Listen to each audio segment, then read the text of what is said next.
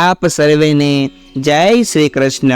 वचन रूपी दोरी थी बलिना दरवाजे भगवान सुतलमा बंधाणा ए वामन चरित्रनी कथा आपणे सौ सांभळी रह्या छीए।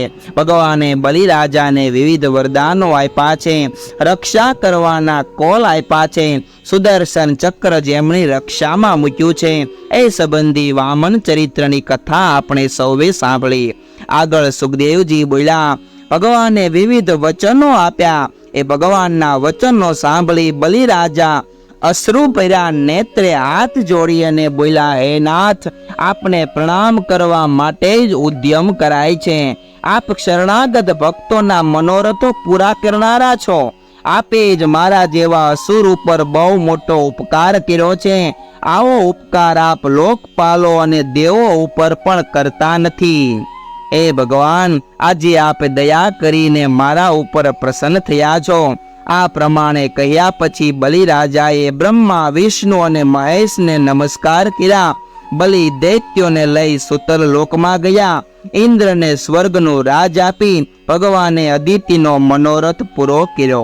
बंधनथी मुक्त थयेला पोताना पौत्र बलिने जोई दादा प्रहलाद बोल्या कि जे भगवान ने आखू जगत नमे छे ए भगवान अमारा असुर लोकना कोटवाल बिना छे। ए शरणागत, आपना चरण कमळनु सेवन अमे नित्य करीए छीए। आप सर्वज्ञ छो, आपनु चरित्र महाविचित्र छे। आपने मारा कोटि कोटि प्रणाम छे।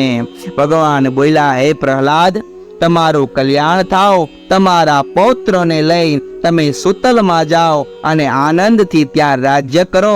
तमारा सर्वे कर्मोना बंधन कपाई जशे।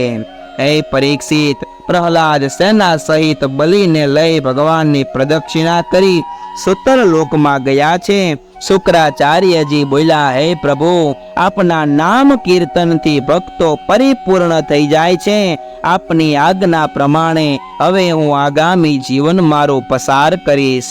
सुखदेवजी बोल्या, भगवान ने आज्ञानु अनुमोदन करी शुक्राचार्य जी ब्राह्मणों ने साथे लई बलिना यज्ञनी पूर्णाहुति करे छे।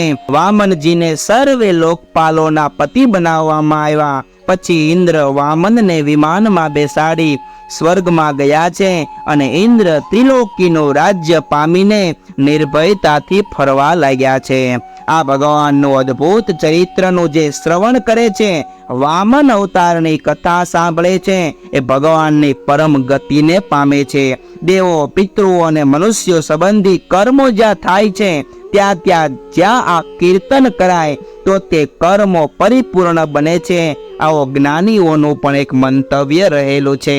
आवा भगवानना वामन चरित्रनी कथा घणा समयथी आपणे सौ सांभળી રહ્યા છીએ। वामन चरित्रनी कथा अत्रे संपूर्ण थाय छे।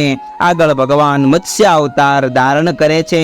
ए श्रीमद भागवतना 8मा स्कंदनी कथाना 24मा अध्यायनी कथा आपणे सौ आगामी दिवसोमां सांभळीशुं। ए कथा आपणे सांभळीए ત્યાં સુધી આપ સર્વે મિત્રોને ભાવથી જય શ્રી કૃષ્ણ।